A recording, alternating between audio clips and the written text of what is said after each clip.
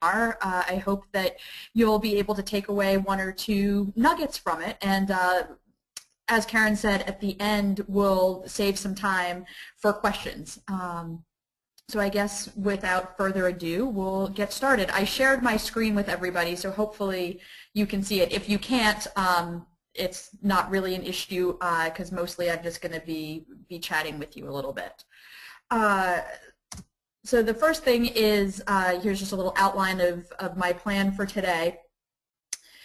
As the description of the webinar said, my sort of talk at SSAT really surrounded how to bring about a sense of organization. I think I found myself as an admission director in a small office at a relatively small school, but with an enrollment challenge, constantly being drawn to try the next great idea or to figure out what the next solution was going to be to helping to get our story out into the community. And I was finding it easier and easier to fall victim to sort of this shotgun approach to marketing and enrollment management of, we tried this last week and I didn't see immediate results, so let's try something different, and then let's try something different, and sort of never discontinuing any of the old ideas and only adding more on top. And as you probably know, that gets a little bit tiring after a while.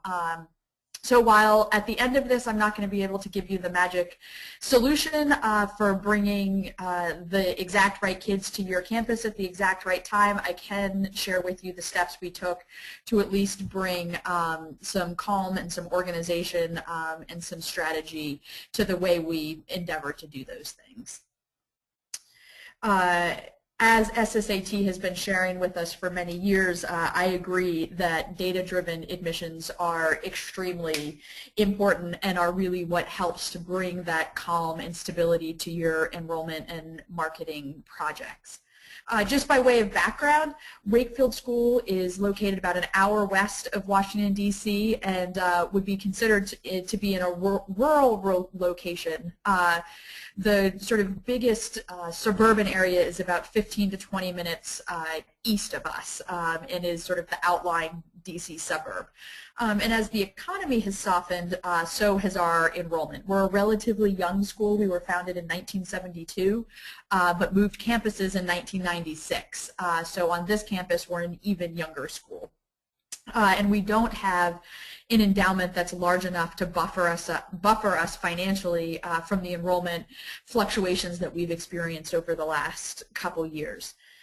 And as a result of that, there's been conversations along the lines of the ones referenced in one of the recent memoranda, sort of the gist being, we need X amount of revenue, tuition is Y, so we need Z students, admissions office, go get them. Which is a bit daunting because I don't happen to have the formula that allows me to magically pull out 80, 100, or 120 new students out of a hat.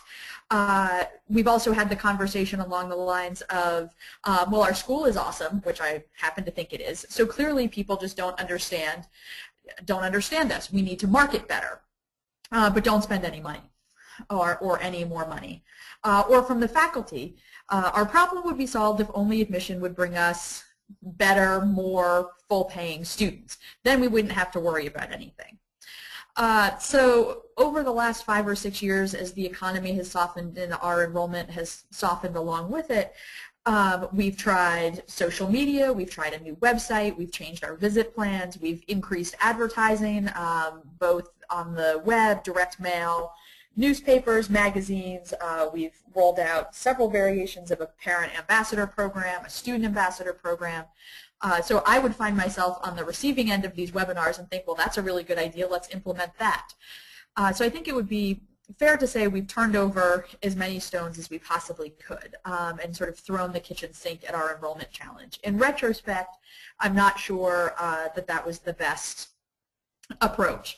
I think it's pushed us to try a lot of new things that we didn't have to try before the economy softened, but we haven't done it in a way that maybe has yielded the results that it could have if we had been a little more intentional about it. Our community, one of the other ways our community has struggled a bit is having a universal understanding of all of the faculty and staff about what it means when somebody says marketing is everybody's job. At our faculty meetings, I or our head of school or one of the division heads would remind faculty members that marketing is everybody's job.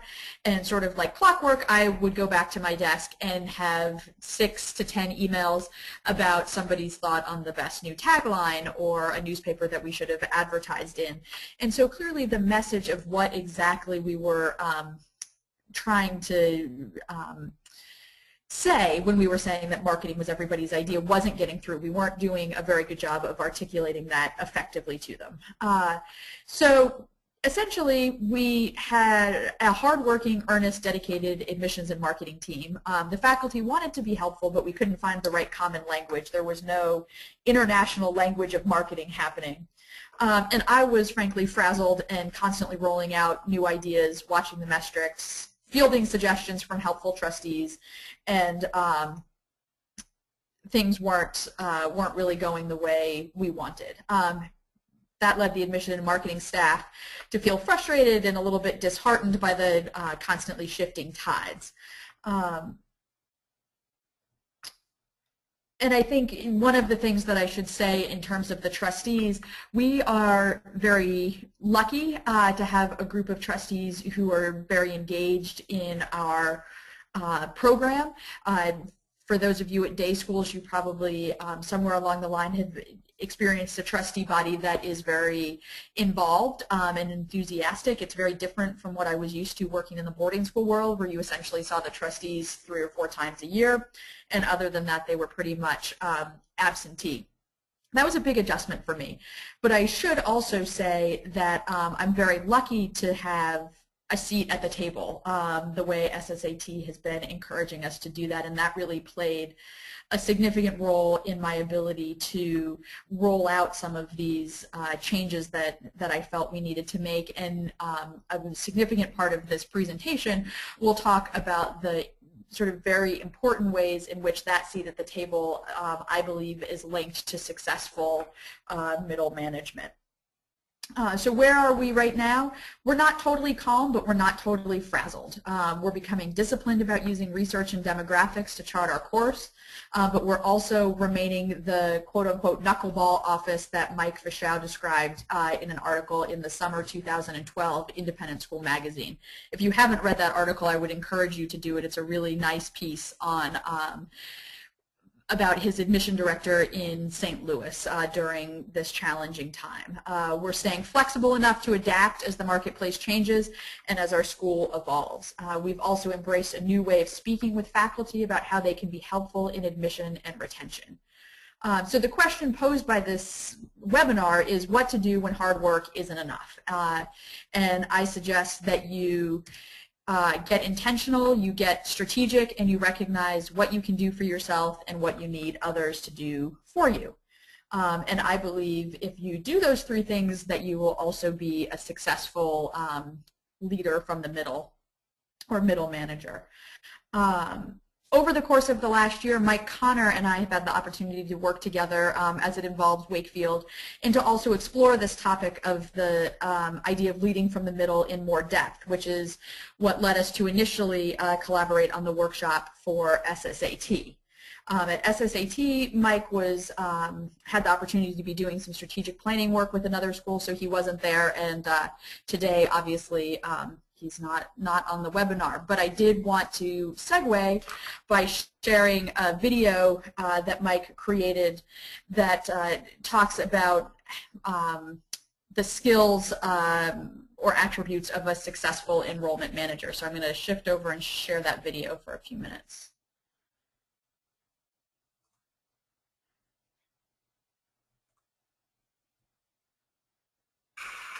I'd like to spend the next 7 or 8 minutes speaking with you about the top 5 benchmarks for measuring return on investment in an admission director. If you've heard me speak at all in the last couple of years, you know that I've talked a lot about how to prove the value of your school, and one of those is return on investment. Well, I'd like to flip that around a little bit today and talk about how you can prove that you're worth what you cost. You know, when I started out in the late Jurassic period, the ability to execute a charm offensive was probably one of the primary requirements for being an admission director. But you and I both know that being a people person or a charmer is not going to get you very far in this field today. You need to have skills in research-based educational practice. You need communication skills on multiple levels. I mean, up, down, and across your organization, both inside and outside the school. You need to have finance skills if you're going to have any credibility at all with your board of trustees or with your head of school. You need to have skills in marketing research and then in applying what that research gathers into a measurable strategy. And, you know, it does help to have a degree in psychotherapy. I remember many times when I was sitting interviewing a family new to the school thinking, I should be paid as a psychotherapist for this family. So aside from these assumed competencies, how can you prove your value to the school and that they made the right choice in hiring you? Well, if I were the head of school hiring an enrollment management professional today, I want to know 5 things about you in addition to a good track record in improving conversion rates and yields. I'd want to be able to know whether you're a good orchestrator of relationships. Are you able to suggest new markets? Are you able to suggest new products? Are you equipped to help me as the head stay a step ahead of the competition in terms of pricing and value? And will you make sure that we objectively listen to outside perceptions of our school, especially from those we seek to serve? So here we go. Are you a great orchestrator of relationships? Can you bring to bear and orchestrate the entire school, the parents, the students, the alumni, the teachers, the trustees, your extended constituent base, so that they will create inquiries, they will move inquiries into visitors, they will move visitors into applications and often into enrollments and re-enrollments. You know, I'm talking as the head of school here because I believe that those we serve are our walking value proposition. And it's not what you say as an admission director, it's not the messages that I spin off as the head that convince these people to enroll. Why don't we let those we serve do the talking for us? We don't need to sell. We need to facilitate the conversation and relationships among those we've served in the past, those we serve in the present, and those we seek to serve in the future. The second one is, will you be able to suggest new markets based on research and initiate a path to develop those new markets for us? Have you looked at the forecasts for our core full pay families in our market area? You know, what are the trends there? Do we need to start fishing in other ponds? Are the ones we've relied on drying up? Where should we look? How should we proceed? The third area that I would look for would be, would you be able to suggest new products? You know, products, by that I mean courses or collateral that the school could offer to non-traditional markets, those people we never thought of serving before, thought of educating before, but who would still benefit from our mission. So what other tuition and non-tuition revenue might we consider? The fourth area, will you help me as a head stay a step ahead of competitors in pricing and value? Now here's a question for you. Have you ever conducted a competitive intelligence analysis by shopping the competition? Have you ever examined your own school, or as Ashton Kutcher would say, have you ever pumped your own school through the lens of a young mother out there shopping her child's educational options?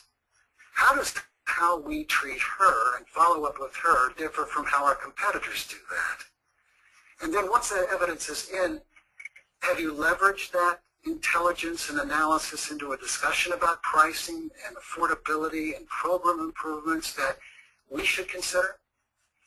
And finally, and again, speaking as your head of school, will you encourage us? No. Will you insist?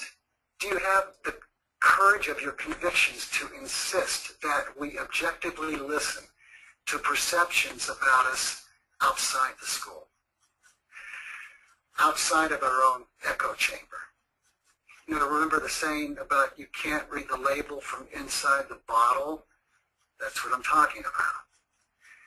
How can they help us create more referral sources, elevate our visibility and relevance in the region, as well as lead us into partnerships with other businesses or other like-minded organizations so we can create wins for the school and wins for the student and wins for those organizations we partner with. So let me leave you with this. Reassure the school that they made the right choice in hiring you and in keeping you. Prove that you will be able to provide a valuable return on the school's investment in you. And if you can do that, I can assure you, you'll see your compensation go up, for one thing. If I were hiring someone responsible for 90% of my school's revenue, first I'd make sure you were appropriately compensated. And I'd want to make sure that if you would be appropriately compensated, you would have these skills to be a great orchestrator of relationships, to be able to suggest new markets, to be able to suggest new products, to engage and be eager to keep us a step ahead of the competition in pricing and value, and insistent that we objectively listen to perceptions of us that exist outside the school. An admission officer who brings these skills and qualities to the table will naturally earn the respect and the deference of the head and the board. So be informed, be vigilant for value, be heard. You are the unofficial guardian of the quality of our product. You are the bridge between prospective families and our product. So all the best to you for your best year yet. Thanks for listening. Okay, so I'm going to get back to the PowerPoint here. I hope you all enjoyed Mike's thoughts. I do think that more and more the skills that he describes are what heads and boards expect of admission directors. One of the challenges, I think, though, is that by and large those aren't necessarily the qualities that heads and boards were searching for when selecting admission directors, and I also think it's not the way admission directors are viewed all of the time within the school community. So it is a little bit of a transition that I think schools in general are going through right now. And I think I was fortunate to start out my career as an admission director under a head who was an admission director immediately previous to being a head of school. So I had sort of a lucky insider advantage there in terms of him really understanding what all of the many hats that an admission director has to wear and how dynamic the job can be. So I think that was very helpful. But sort of getting back to the exact experience we've had over the last year and how that relates to leading from the middle. I wanted to share with you a little bit about how I came to speak, how I came to get to know Mike, and sort of how that ties back to successful middle leadership. So I guess just over 15 months ago, I saw Mike at a VAS workshop, and my wheels were turning. Literally, I was nodding my head the whole time he was speaking, and it also turned out that it was a good strategic decision on my part to bring the chair of the Admission and Marketing Board Committee with me because he was doing the same thing throughout the meeting. However, when I left the meeting, I had the same experience I have when I leave a lot of workshops or presentations of that sort, and I was thinking, yeah, it would be nice to get some of the information he spoke about in terms of demographics, consumer info, image info, but I don't have the time or the tools in my office to collect that data in a sophisticated way. We're just, for your sort of contextual information, an office of 2 for grades preschool through 12, and we see about 350 to 400 inquiries per year. And there's no way, the other thing I was thinking as I walked away from the VAS annual meeting was that there's no way our school will ever hire a consultant. It's too expensive, and as an institution, I think it's fair to characterize us as being a little jaded about that profession as a whole. So on my drive back to the office, which is about 2 hours from where the meeting was, I was basically having a 2-hour Jerry Maguire moment. Jerry Maguire moments aren't anything unusual for me, but I usually am able to keep them inside my head and not let them out.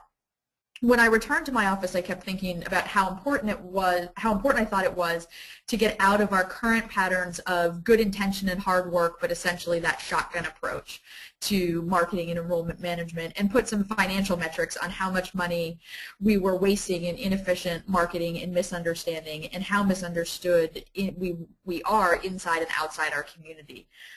Over the course of about 2 weeks, I wrote what I hoped would be a compelling presentation to the board.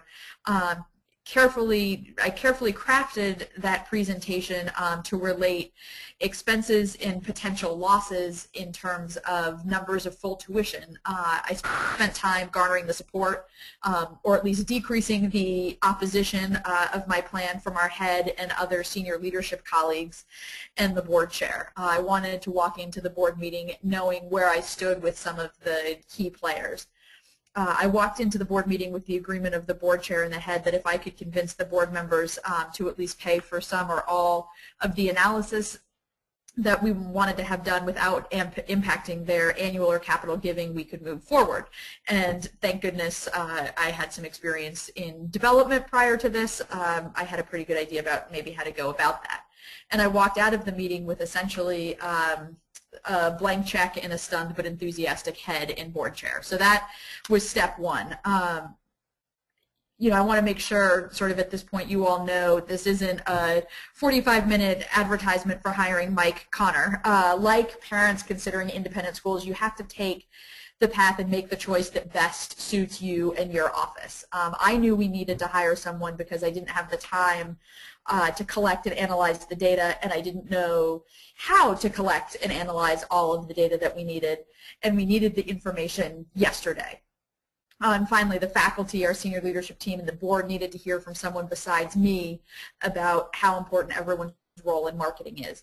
Others of you may have the expertise or the manpower or both, either within your office or your school or on your board to collect all of this information, and you don't need to hire someone from the outside to do it. So it's really about, the message is not hire someone to do this for you. The message is how important it is to help your colleagues and your board understand how powerful the information is. So anyway, getting to this point of having our school be willing to collect the information required me to make the most of my seat at the table, which is the first piece of advice I have. Sorry, my phone's ringing. The first piece of advice I have about leading from the middle. You absolutely need a seat at as many tables as you can get. I'm lucky enough to attend every board meeting, and I'm a member of the finance and admission and marketing committees of the board, as well as the technology and curriculum committees of the school. However, my office didn't come with those seats associated with it. I had to advocate for them and earn them over my first 5 or 6 years at the school. When I first started, members of the leadership team really didn't attend the board meetings unless they were requested to make some sort of special presentation, and that was a relatively unusual occurrence. The board meetings were a little bit mysterious to most of us. So how did I go about doing that? I wanted to make sure that any time I was invited to a meeting, be it a full board meeting or a committee meeting, that I was prepared and very present in the meeting. I wanted to make sure anytime I made an actual contribution, I provided statistics, graphs, SWOT analyses, PowerPoints. I worked really hard to resist making contributions or suggestions that I couldn't back up with data and or offer solutions to. I wanted to make sure that the board knew I was capable of understanding and appreciating the significance of the business side of the school. And once I was invited to the big table, I worked hard to find that balance between listening and being receptive and offering up my opinion. When I heard a plan coming down the pipe that I believed to be either exceptional or horrendous, I spoke up and supported my point with specific evidence. And fortunately, it didn't take too long before the trustees and my colleagues started to trust and value my perspective, even if they didn't agree, which, by the way, was never the goal. My goal was never to have everybody have universal agreement with what I thought or suggested. It was for them to value and take seriously the perspective I brought to the table as that link between the school and how we're viewed by the external community. And they started to see past the idea that the admission director is the sort of quote-unquote chief party planner or chief officer of goodwill, and saw someone in the role that can also be a valuable addition to the business discussions and the curricular discussions at the school. I spent significant time over 5 years earning my seats by orchestrating relationships, doing extra research, and eagerly attending meetings that others ran from. But it was worth it, and it really helped when I needed something big. I didn't have to go back and earn credibility in the moment. However, I was also aware that my credibility was very much on the line with this request, so I didn't take it lightly. I think, you know, going to the meetings was really probably the most important intentional step that I took. The last thing any of us really need is another meeting to go to. However, it's hard to just show up only for the big game. You got to play in the regular season and the playoffs, and then play in the championship. So it did mean going to some meetings that I sat through very quietly because I didn't have an exact role, but it also gave me the opportunity to show that I was genuinely interested in the workings of the school, and also gave me the opportunity to show that, to demonstrate my ability to contribute thoughtfully to the conversations that might have on the surface seemed like they fell outside of my exact area. And I do think you want to be careful to protect your credibility. You don't want to go, you want to draw a line between that which you're maybe personally passionate about and that which is really the best interest of the school. Hopefully there's not often a big difference there, but particularly if you're a parent, you have to be very conscious about when you're wearing your parent hat and when you're wearing your admission director hat, particularly as it relates to that seat at the table. You want to be sure that nobody, that you're not, and nobody believes that you are furthering a personal agenda with that seat. So, what did we do as it relates to getting this process started? We hired Mike Connor and his team to do a series of analysis and reports for us, ranging from demographic analysis of our current full pay population. He did focus groups with current parents, students, and teachers. He did surveys of funnel dropouts and families who left us, as well as a competitive analysis. At the end of the process, I really wanted to be able to answer the questions, who wants what we offer, how many of them are there, where are they, and what do they want to hear, and what does the community think of us, and where do we excel compared to our competition, and where are we lagging behind, and finally, how can we talk to the faculty effectively about their role in a way that's accurate, attractive, and compelling. Thankfully, for me, we were able to answer nearly all of these questions within about a 5-month period. However, I know you're not on the webinar to hear about the detailed results of our analysis, so I'll leave it at that. It's a voluminous and very helpful report, and I will say candidly, the biggest challenge is making use of all of this wonderful information that we now have. What I will share with you is what I learned about leading from the middle as a result of the project. Managing, leading, I tend to use those terms a little bit interchangeably.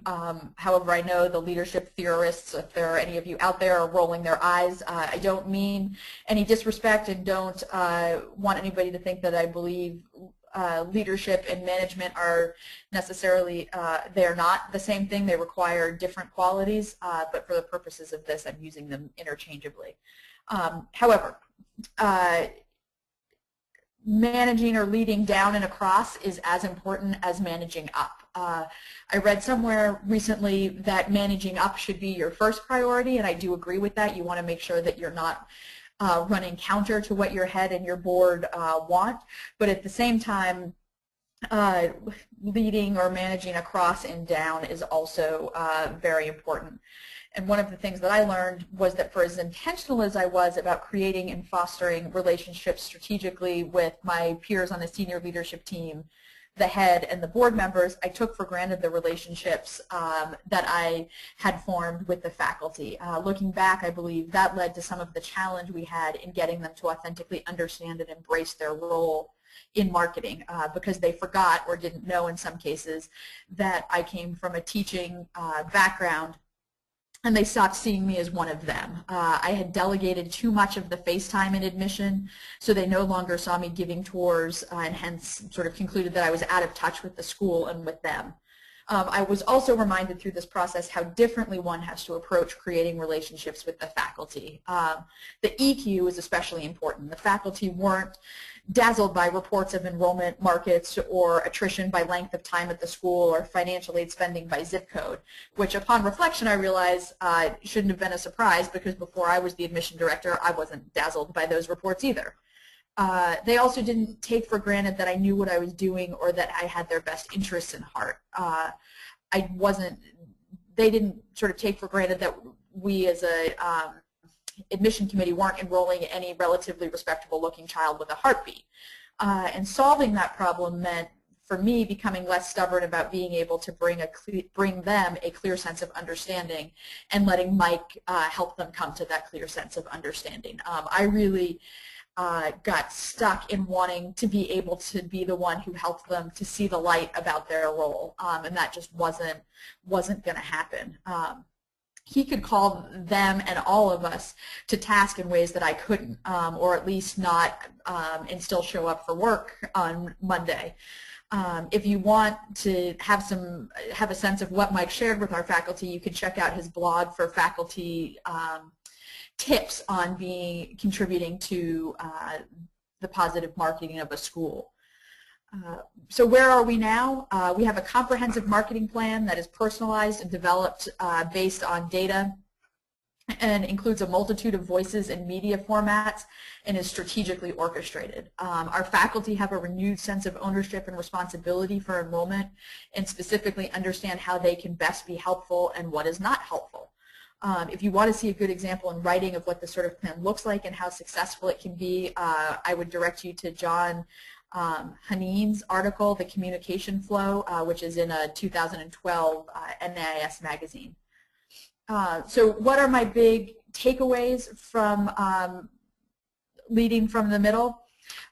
Change is hard, especially at schools, and you really have to understand all the emotional process involved in making change. I hope some of you got to see Dan Heath at the SSAT conference. His books are very helpful and very insightful, and when I read them sort of midway through this process and cycle of development that we were on, I found many of his ideas very inspirational and personally helpful. I would say play all of the roles that Mike suggests a good enrollment manager should. However, don't be too hard on yourself if you can't play them all at once. Just be aware you can't play them all at once. For instance, I don't believe that I made a mistake per se in concentrating on the importance of some of the strategic relationships in our community first or in the moment that I did, because had I not done that, I wouldn't have had the opportunity to put forward this project that I think is so important in rebuilding the enrollment at our school. However, I would have done some things differently along the way if I had been more consciously aware of what I was sacrificing. I guess you sort of chalk that up to live and learn. You also have to believe in yourself and be willing to take some risk to go out on a limb.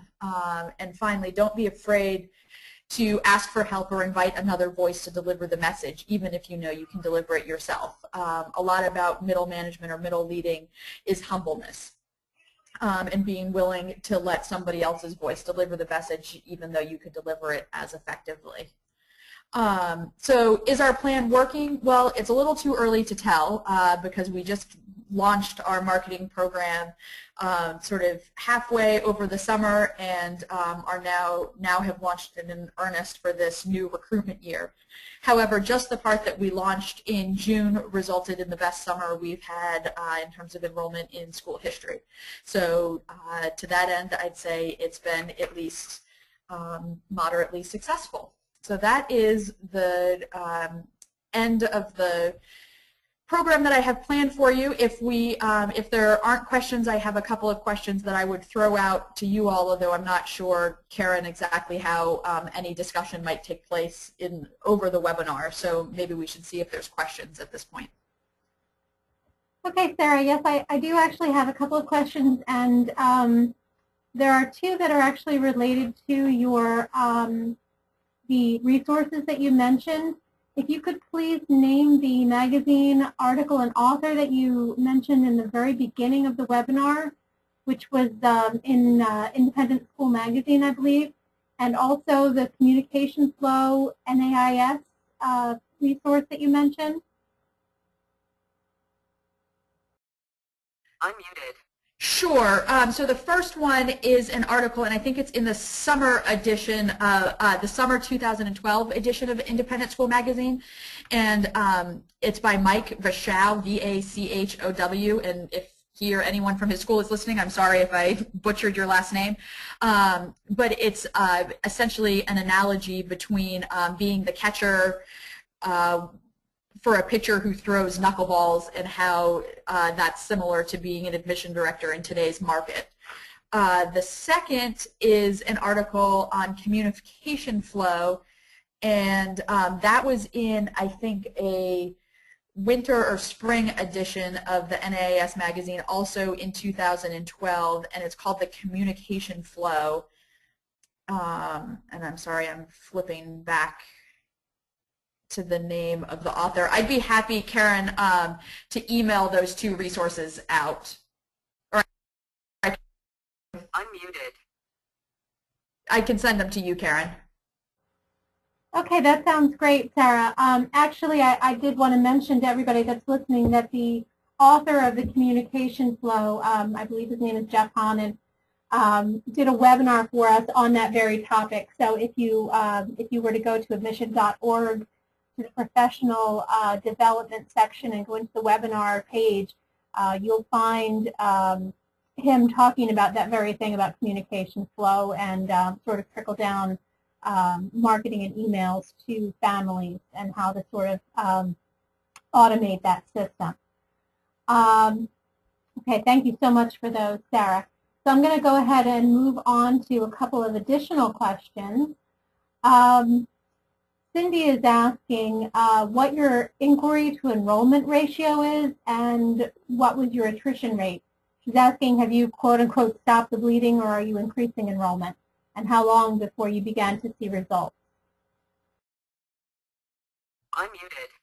Sure. So like I said, we prior to starting this project, our enrollment was down about 15% from its peak in 2007, and that really happened rather gradually, but it was a slow erosion, and basically what we were seeing is our upper school, as I said, we're a preschool through 12 school, and our upper school has grown, so it's actually the biggest it's ever been, but our lower school, which is grades preschool through 5, we've had a sort of steady decrease in inquiries and enrollments to those grades. So globally, our yield is very high, our yield of applicants. It's sort of ranges by division between 60 and 75%, with the lowest being in the younger grades and the upper school really being in the 75% or more. Our inquiry to visit ratio is also pretty strong. That hovers sort of in the 60 to 70% range over time. What we were having a hard time with in the funnel was the visit to application ratio.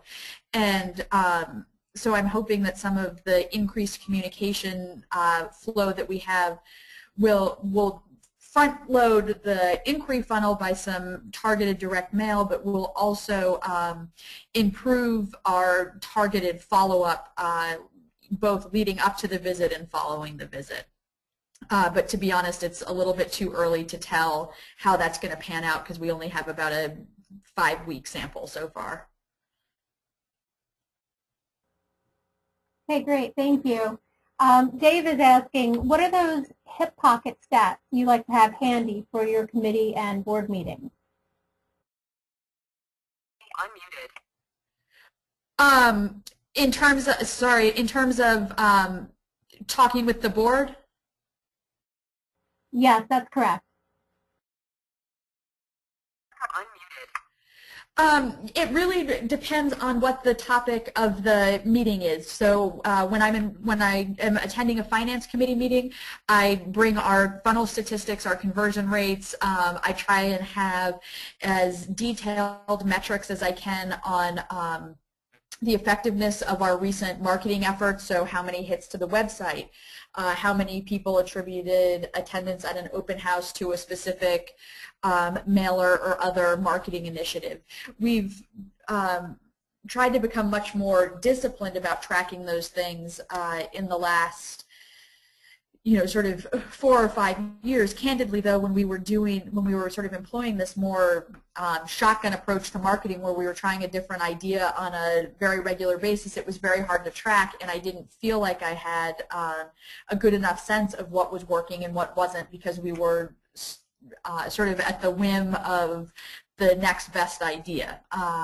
So that's one of the things that I'm really trying to improve as we have rolled out this new plan. But I think when I'm going to a meeting, I try and come with concrete statistics that will support the topic of the meeting, be it funnel conversion rates, enrollment and conversion rates historically, data on other schools' tuitions, and what those may or may not include relative to ours, those sorts of things.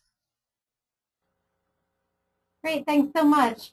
If you would like to ask questions of our audience, I can actually create a brief poll or two that they could answer. If you want to just give me a couple quick questions and answers, we could poll the audience quickly if that would assist you with your question asking.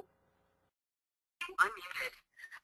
Sure. I was, one of the questions we discussed a little bit at the conference was how many people have had success or failure in leading from the middle. So maybe for a poll question, how many people would say they feel like they've employed some tactics or strategies that have allowed them to lead successfully from the middle?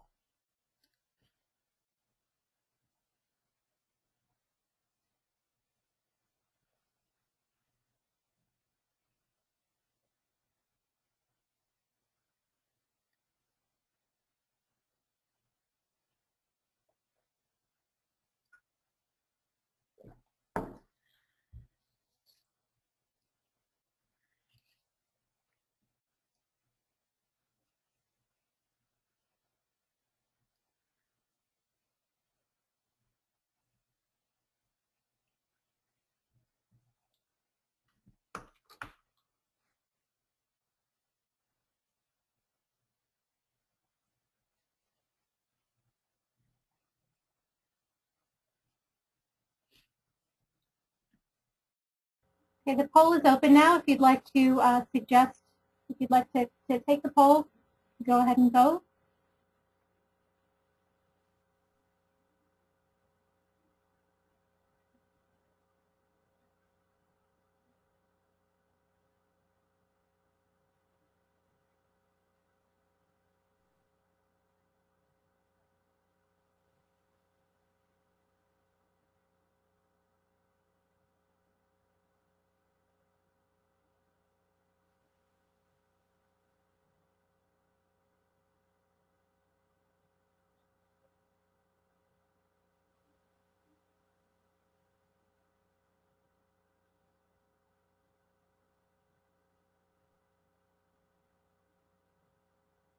We'll give it a couple more seconds for anybody to give us their responses.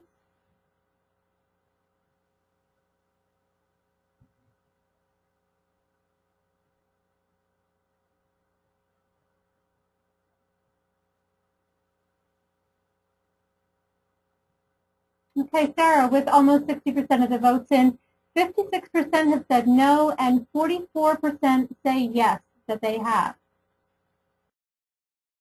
Unmuted. So I think, that's a nice way probably to wrap things up unless there's more questions. I would, really encourage you to take a look at Mike's video again about those characteristics that he suggests are qualities of a good enrollment manager, and think about how you can embody those. And I think that really relates to what I would consider to be good middle leadership, because it really does require the cultivation of a multitude of relationships. And I think the biggest challenge that I have in doing that, and I would say candidly, I think I've had some successes in leading from the middle and some not so great successes. And I think that really comes down to the amount of time that you are willing and able to dedicate to forming those relationships. It really is, as much as our job is about forming relationships with their prospective families, and I will, always unapologetically say that's got to be the priority for an admission director. In order to play those roles that Mike suggests we need to play, it's really important to have those strong internal relationships, and again, it has to be up, down, and across, and that takes a lot of time. Faculty, as you know, are very good at sniffing out something that seems inauthentic and probably will be a little bit cynical about it, so you have to make sure that the way you go about and the spirit you go about it forming the relationships is very authentic, and it's not just for the sake of doing it. And that's much easier said than done especially in this current enrollment climate where we're pulled in 6 different directions all day long. I think little things like going and eating your lunch with the faculty, or attending divisional faculty meetings when you can, or somehow staying active in the life of the school, whether it's coaching or teaching a class, all of those little things go a long way towards helping to maintain those relationships and your authenticity within the community, because it is easy for a dynamic to develop between the business side of the school and the faculty side of the school that's more cynical than it should be. So I encourage you to make that a priority in your day-to-day goings about as much as you can. And that's not to mention how much that will benefit your effectiveness as an admission director, because you'll be very much in touch with what's going on in the school and better able to speak authentically with your prospective families. So I think with that, I will probably wrap things up, and thank you for listening. I hope that you walked away with a few nuggets. Karen, I guess, will be able to share my email address or can take requests from you if people want to follow up or have any specific questions you'd like to ask me offline. But thanks for listening. Have a good afternoon. I want to thank our audience for tuning in, and a special thank you to Sarah for providing our attendees with such a helpful presentation. Just a reminder, I'll send all registrants a link to the online webinar page where a recording of this presentation will be made available. If you'd like to get in touch with Sarah directly, feel free to email me, Karen Smith, KarenSmith @ssat.org, and I can send her your email. I can pass it along to her. Or you can actually contact her directly at smcdonough, SMCDONOUGH, @wakefieldschools.org. Thanks again, and have a wonderful day.